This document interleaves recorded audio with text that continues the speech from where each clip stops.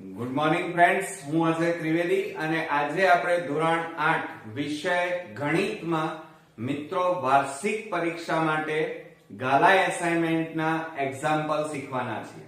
મિત્રો, વાર્ષિક પરીક્ષા આપણી નજીક આવી રહી છે અને સ્વાભાવિક છે કે આ પરીક્ષાની અંદર મેથ્સમાં સારામાં સારા આપણે સ્કોર કરી શકીએ એ આશયથી આપણે ગાલા એસાઇનમેન્ટના બધા જ દાખલાઓ હું તમને સોલ્વ કરાવવાનો છું.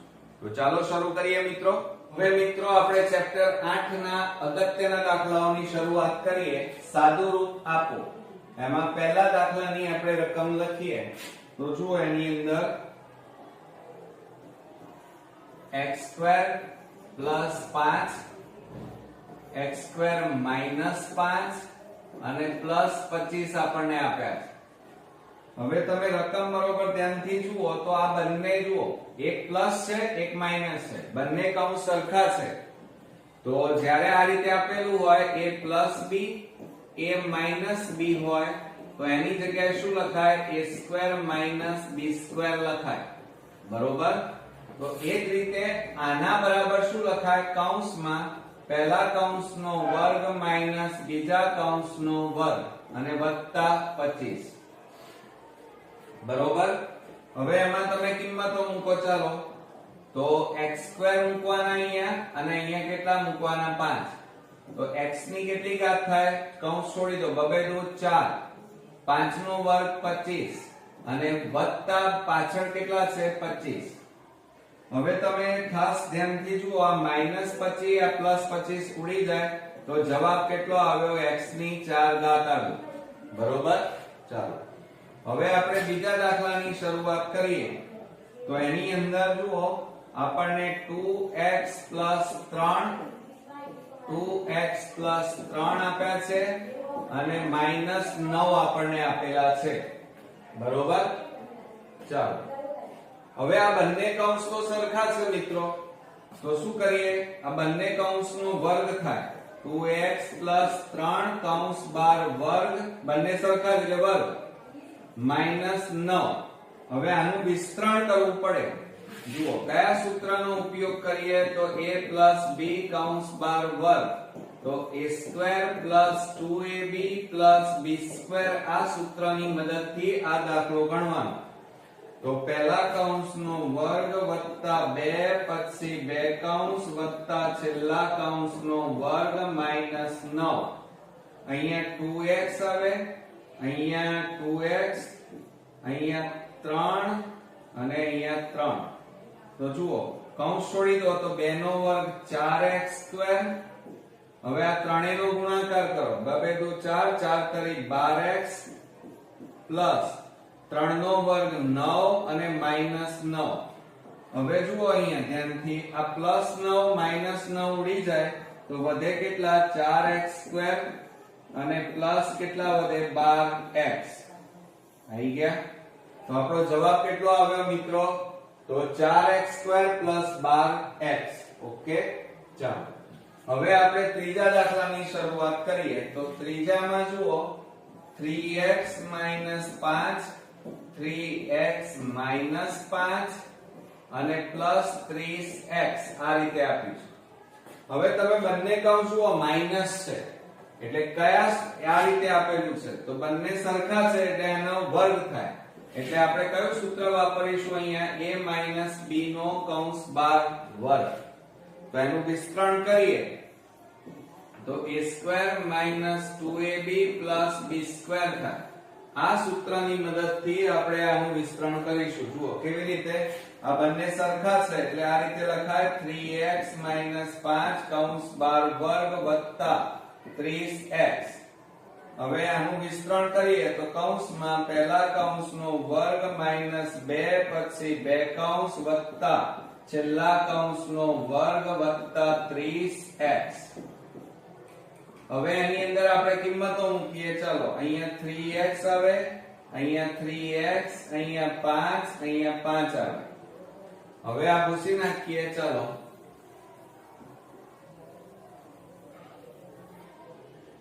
તો બરાબર કૌંસ છોડો. ચાલો તો 3x નો વર્ગ એટલે 3 નો વર્ગ 9x² માઈનસ 2 તારી 6 6 પંચા 30x થાય જુઓ માઈનસ આ ત્રણેયનો ગુણાકાર કરો 2 તારી 6 6 પંચા 30x અને પ્લસ 5 નો વર્ગ એટલે 25 અને પ્લસ 30x પાછળ હવે તમે ધ્યાનથી જુઓ આ માઈનસ 30x આ પ્લસ 30x ઉડી ગયા તો વધ્યા કેટલા 9x² અને પ્લસ 25 આ આપણો ફાઇનલી જવાબ આપણને મળે ઓકે ચાલો હવે ચોથો દાખલો જોઈએ તો એની અંદર x² + 4 x² - 4 અને પ્લસ 16 હવે તમે અહીંયા ધ્યાનથી જુઓ એક વખત પ્લસ એક વખત માઈનસ એટલે આ સૂત્રની મદદથી આપણે દાખલો ગણીએ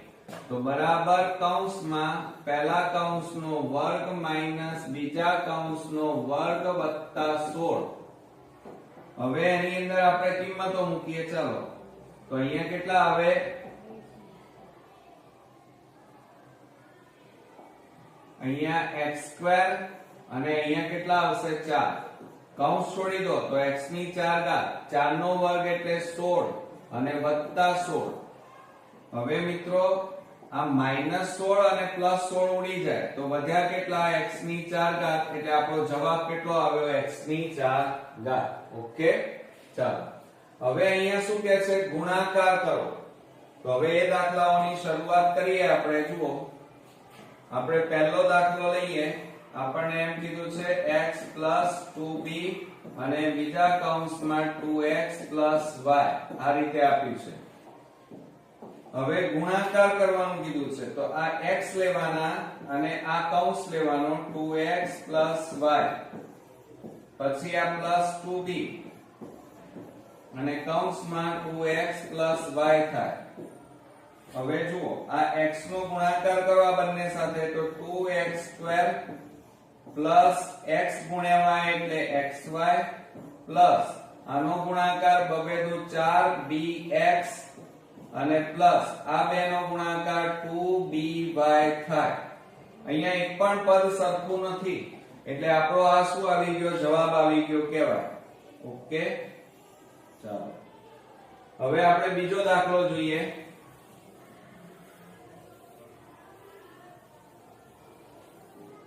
જુઓ બીજા દાખલાની અંદર આપણને x - 6y અને x - 4y બંને કૌંસ સરખા છે ના તો ગુણાકાર થાય તો હવે આ x લઈશું અને કૌંસમાં x - 4y પછી -6y કૌંસમાં x - 4y હવે મિત્રો આ x નો આ બંને સાથે ગુણાકાર કરો તો x² - 4xy થાય આ બેનો ગુણાકાર માઈનસ આનો ગુણાકાર કરો તો 6xy માઈનસ માઈનસ પ્લસ આનો ગુણાકાર આની સાથે કરો 6 4 24 y ગુણ્યા y એટલે y² થાય હવે તમે ધ્યાનથી જુઓ તો આ બંને સરખા પદો છે તો આ x² m ના m મોટી સંખ્યા આગળ માઈનસ માઈનસ માઈનસ પ્લસ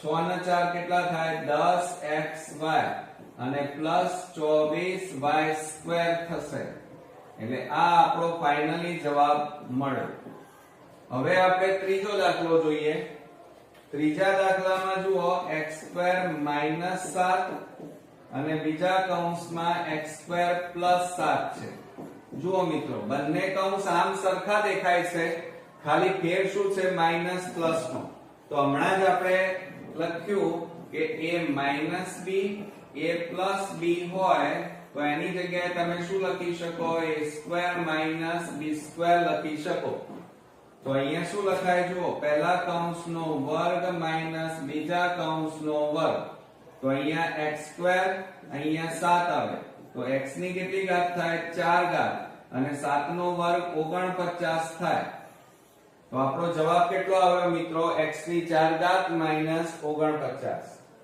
હવે આપણે લાસ્ટ એક્ઝામ્પલ જોઈએ તો એની અંદર જુઓ ચોથા દાખલામાં x ની 2 ઘાત -3 x ની 2 ઘાત -3 બંને કૌંસ સરખા, ચિહ્નો પણ સરખા, તો એનો વર્ગ થઈ જાય તો x² - 3 કૌંસ 12 વર્ગ લખાય.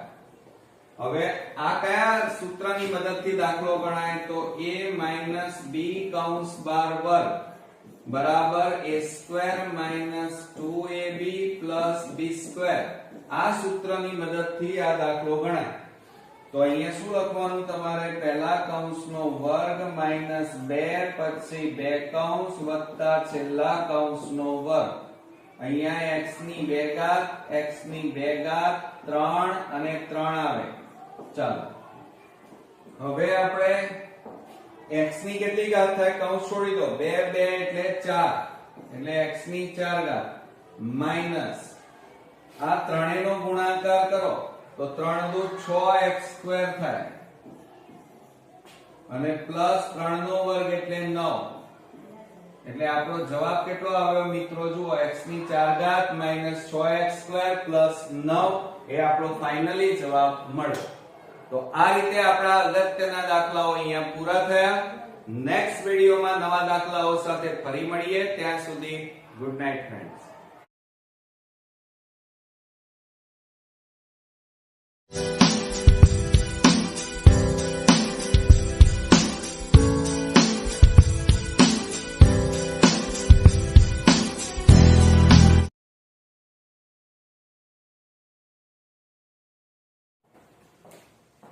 ગુડ મોર્નિંગ ફ્રેન્ડ્સ, હું અજય ત્રિવેદી અને આજે આપણે ધોરણ 8 વિષય ગણિતમાં મિત્રો વાર્ષિક પરીક્ષા માટે ગાલા એસાઇનમેન્ટના એક્ઝામ્પલ શીખવાના છીએ.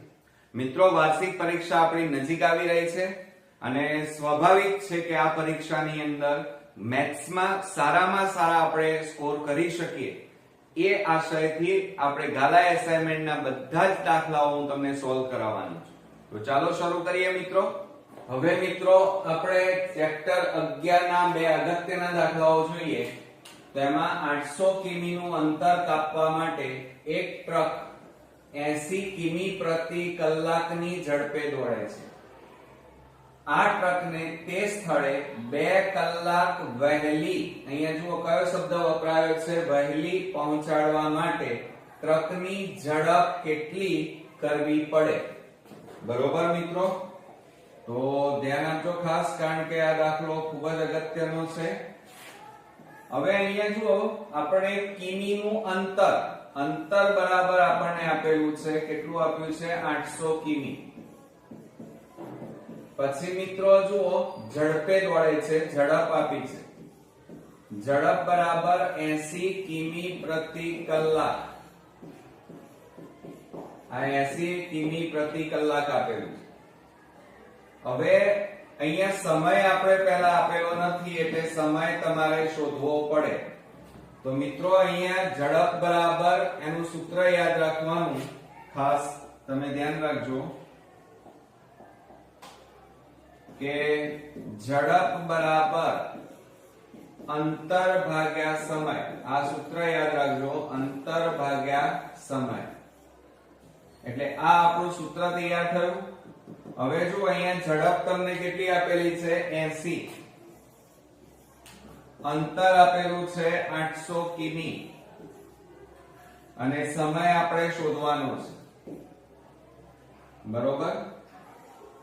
હવે આ સમય ભાગાકારમાં છે, આ બાજુ લઈ જાવ તો ગુણાકારમાં જાય તો 80 ગુણ્યા સમય બરાબર 800.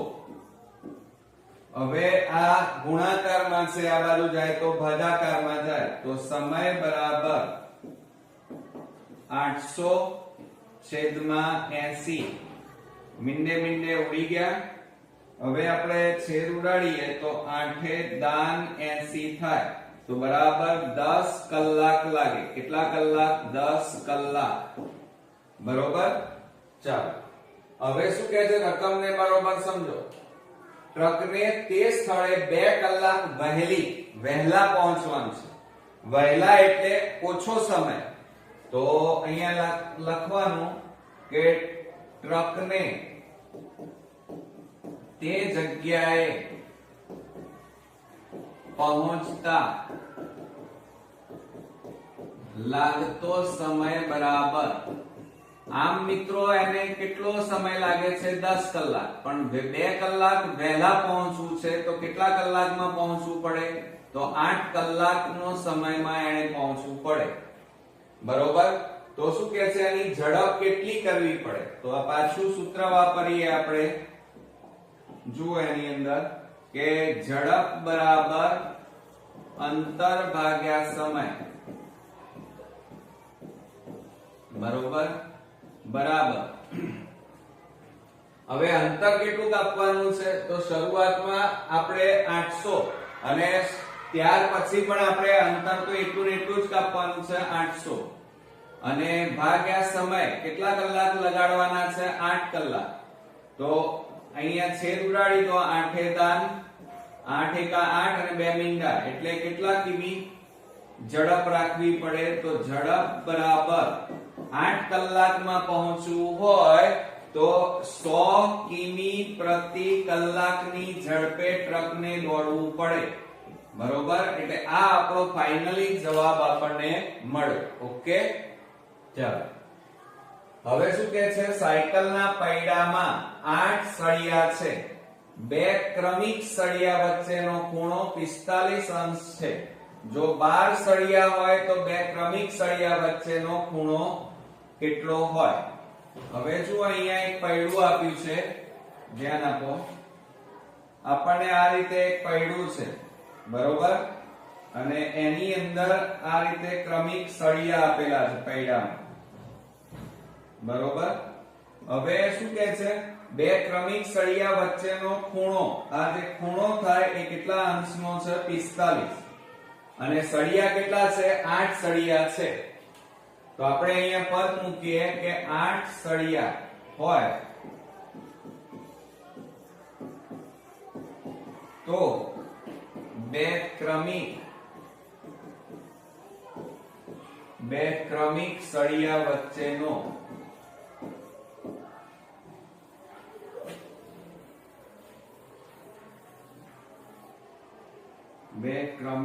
સળિયા વચ્ચેનો ખૂણો બરાબર 45 અંશ. માટે આપણી પાસે કેટલા સળિયા છે? 12 સળિયા. તો 12 સળિયા હોય એટલે સળિયાઓની સંખ્યા વધારી દીધી આપણે હોય. જુઓ અહીંયા 8 સળિયા હતા તો 45, સળિયાની સંખ્યા વધી તો ખૂણો એ પ્રમાણે અહીંયા મિત્રો શું થાય? ઘટે. હોય તો 2 ક્રમિક, અહીંયા વ્યસ્ત પ્રમાણ કહેવાય, સળિયા વચ્ચેનો ખૂણો બરાબર કેટલો? બરોબર? તો બરાબર શું થાય? 8 એમના એમ છેદમાં 12 ગુણ્યા 45 છેદમાં 1 બરાબર. હવે મિત્રો જુઓ અહીંયા 8 સળિયા છે અને સળિયાની સંખ્યા કેટલી થાય છે? 12. એટલે સળિયા વધે છે તો અહીંયા ખૂણામાં શું થાય? ઘટાડો થાય. તો આને વ્યસ્ત પ્રમાણ કહેવાય. તો હવે આપણે છેદ ઉડાડી દઈએ, ચાલો. તો 4 દુ 8 અને 4 3 12, ત્રણે છેદ ઉડાડીએ, 3 15 તારી 45, 15 ગુણ્યા 2 કરો તો કેટલા આવે? 30 અંશ. તો જુઓ શરૂઆતમાં કેટલા અંશનો આવતો તો? 45 અને આ કેટલો આવ્યો? 30 અંશ. એટલે ખૂણામાં શું થયો? ઘટાડો થયો. ઓકે, હવે મિત્રો આપણે ત્રીજા નંબરનો દાખલો જોઈએ. તો એક રોડ બનાવવામાં 39 મશીન કામે લગાડાય તો 12 દિવસમાં કામ પૂરું થાય છે. 52 મશીન કામે લગાડીએ તો આ કામ કેટલા દિવસમાં પૂરું થાય? રકમને જુઓ, અહીંયા 39 મશીન છે, અહીંયા 52 મશીન, એટલે મશીનમાં વધારો થયો તો દિવસમાં ઘટાડો થાય. તો આ તમારું વ્યસ્ત પ્રમાણ કહેવાય. તો જુઓ ત્રીજા દાખલાની અંદર આપણે પદ મૂકીએ કે 39 મશીન કામે લગાડતા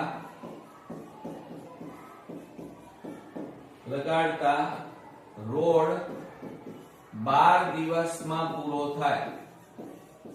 12 દિવસમાં પૂરો થાય માટે આપણે કેટલા મશીન કામે લગાડીએ છીએ? 52 મશીન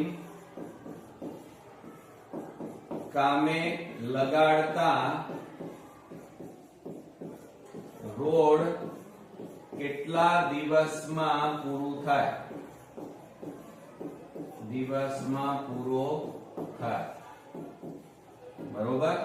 તો બરાબર શું થાય? વ્યસ્ત પ્રમાણ છે એટલે 39/52 અને ગુણ્યા 12/1. હવે આપણે છેદ ઉડાડી દઈએ. જુઓ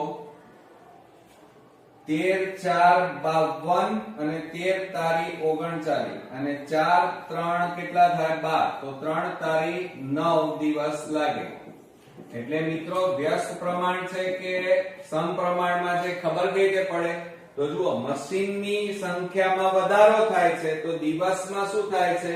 અહીંયા ઘટાડો થાય છે. તો આને વ્યસ્ત પ્રમાણ કહેવાય. ઓકે, ચાલો હવે આપણે ચોથા નંબરનો દાખલો ગણીએ કે એક ટાંકીને 1 કલાક અને 20 મિનિટમાં, રકમને સમજો બરોબર, 1 કલાક અને 20 મિનિટ ભરવા માટે 6 પાઇપનો ઉપયોગ કરવો પડે છે.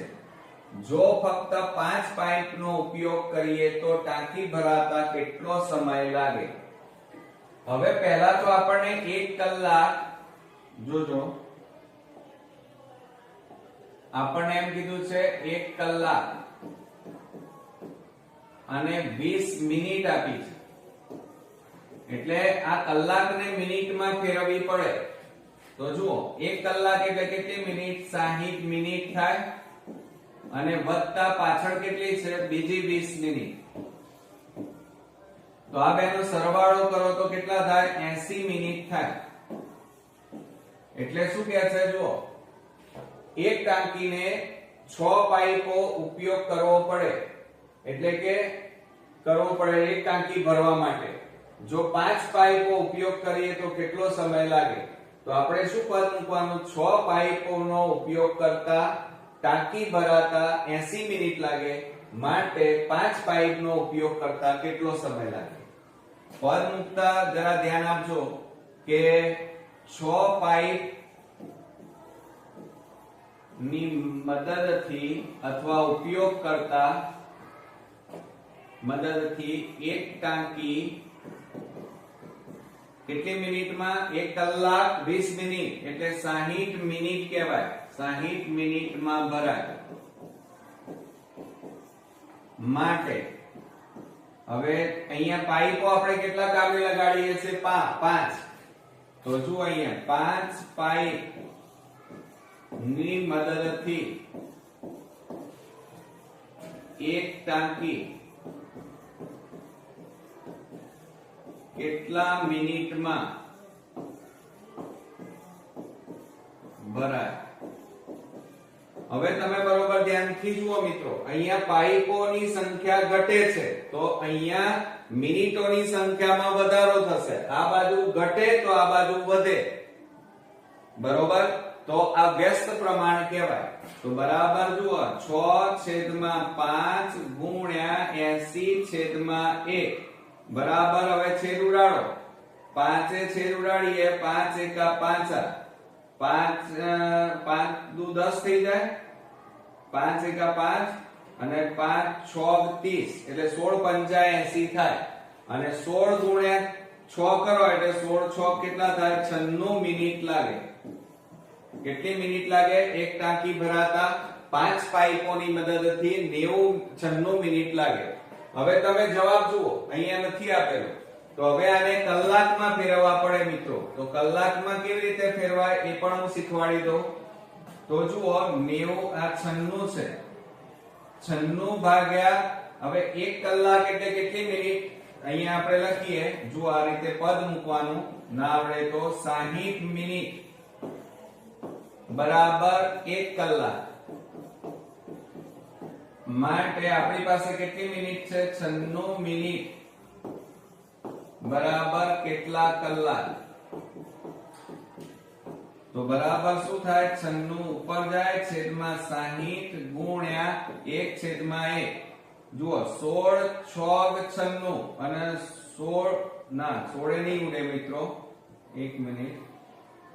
અહીંયા 96 છેદમાં 60 ગુણ્યા 1/1. 6 એ ઉડાડીએ, 6 એ 16 6 96 અને 6 એ દાન 60, બરોબર. હવે મિત્રો અહીંયા આપણી પાસે જુઓ 16/10 આય તો 16 ને 10 વડે ભાગો, 10 એકા 10 આ કેટલા વધ્યા 6, બરોબર. તો હવે આપણે શું કરીએ, અહીંયા 10 પૂર્ણાંક 1/, આપણને 6 મળે, બરોબર. આ રીતે મળે છે. તો હવે આ 6 ક્યાં જાય, ઉપર. આ ક્યાં આવે, બાજુમાં. બાજુમાં છે ક્યાં આવે, નીચે. તો ધ્યાન આપજો મિત્રો ખાસ. આમ તો ડાયરેક્ટ મોઢે ગણી શકાય, પણ ન આવડે તો શું કરવાનું, તો જુઓ અહીંયા આ 6 ક્યાં જાય, ઉપર. 1 ક્યાં આવે, બાજુમાં. અને 10 ક્યાં આવે, નીચે, બરોબર. તો હવે આ જે આયા એ કલાક આવ્યા, પણ એને મિનિટમાં પણ ફેરવવા પડે. તો આગળ જે છે આ એ 1 કલાક કહેવાય, આ કલાક કહેવાય. હવે આ પાછળનાને મિનિટમાં ફેરવવા હોય તો 60 વડે ગુણવા પડે. તો 10 6 60 થાય. 6 ગુણ્યા 6 એટલે કેટલા થાય, 36 મિનિટ થાય. તો યાદ રાખજો મિત્રો, મેં શું કર્યું એ પ્રમાણે. આમ તો અહીંયા 96 છે, તો આ 96, બરોબર. તેના આ રીતે ભાગ પડે, 60 વત્તા 36 આ રીતે ભાગ પડે એટલે 96 થાય. તો આ 60 મિનિટ એટલે 1 કલાક, અને 36 શું આવી કહેવાય, મિનિટ. એક આ રીતે ડાયરેક્ટ ગણી શકાય, અને ન આવડે તો આ રીતે ફેરવવાનું, એનો ભાગાકાર આ રીતે કરવાનો.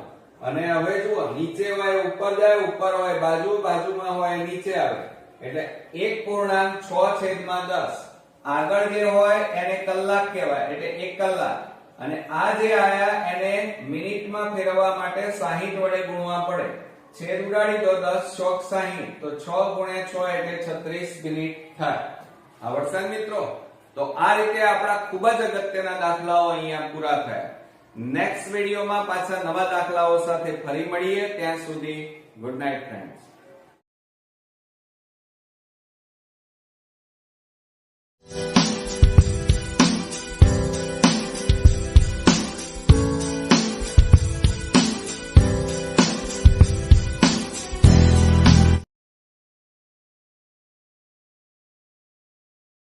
હવે મિત્રો આપણે ચેપ્ટર 7 ના દાખલાઓ જોઈએ. તો એમાં પહેલા દાખલામાં એક ગામની કુલ વસ્તીના 70% ને ક્રિકેટ અને 20% ને ફૂટબોલ પસંદ છે.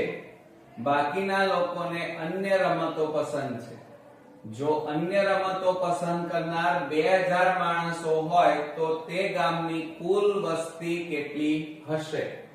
હવે રકમને સમજજો મિત્રો. આપણને આ રકમની અંદર એમ કીધું છે કે 70% ક્રિકેટ રમે છે, બરોબર, ક્રિકેટ. 20% લોકો ફૂટબોલ રમે છે, બરોબર.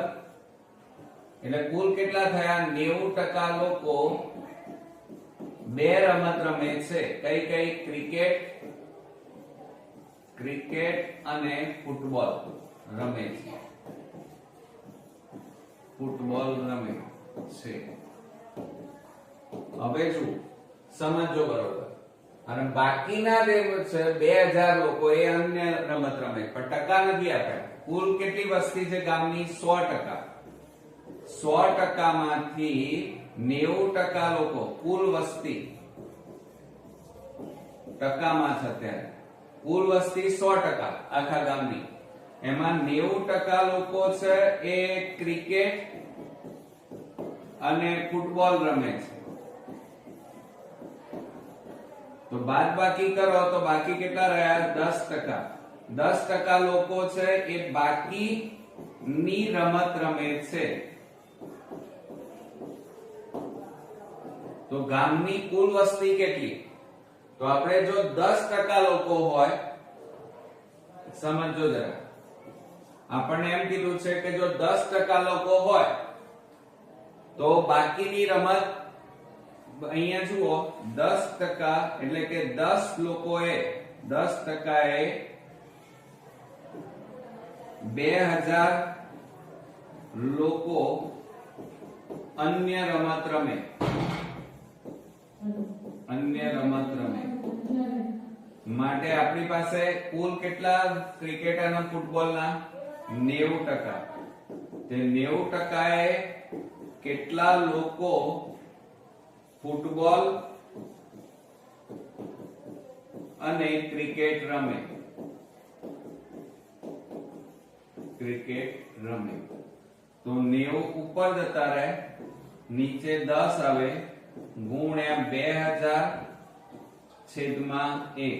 મીંડે મીંડે ઉડી ગયા, 9 દુ 18 અને પાછળ 3 મીંડા, તો કેટલા આવ્યા? 18000 કુલ ક્રિકેટ અને ફૂટબોલ રમે. ફૂટબોલ. હવે આપણને શું કહે છે? ગામની કુલ વસ્તી શોધો. તો ગામની કુલ વસ્તી બરાબર,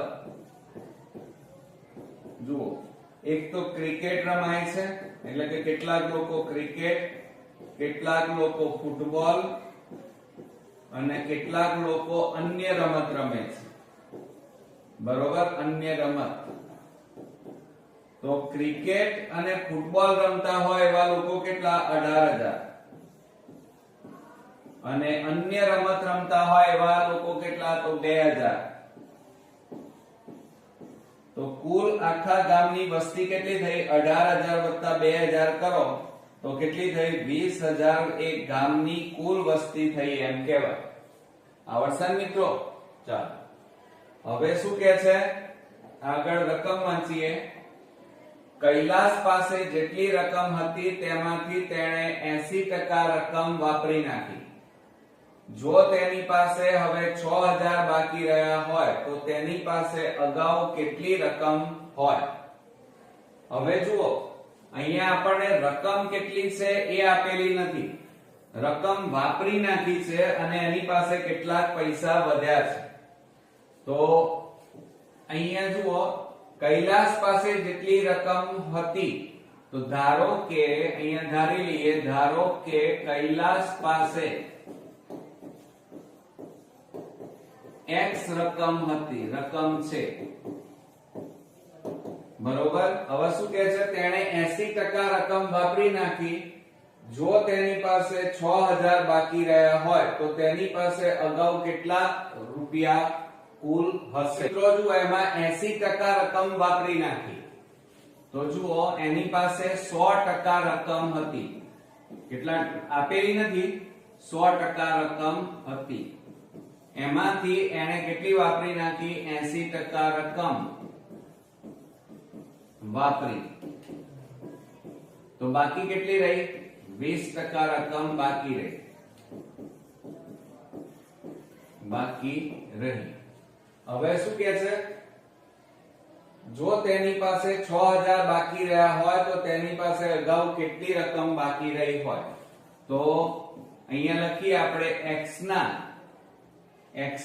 20% બરાબર એની પાસે કેટલા વધ્યા છે? 6000 બાકી રહ્યા. માટે શું થાય? x ના 20%, ટકા કેટલા નીકળે? 100 બરાબર 6000 રૂપિયા. માટે x બરાબર, આ ભાગાકારમાં છે, આ બાજુ લઈ જાઓ તો ગુણાકારમાં જાય તો 6000 ગુણ્યા 100 છેદમાં કેટલા આવે? 20. મીંડે મીંડે ઉડી ગયા, 2 5 10 થાય.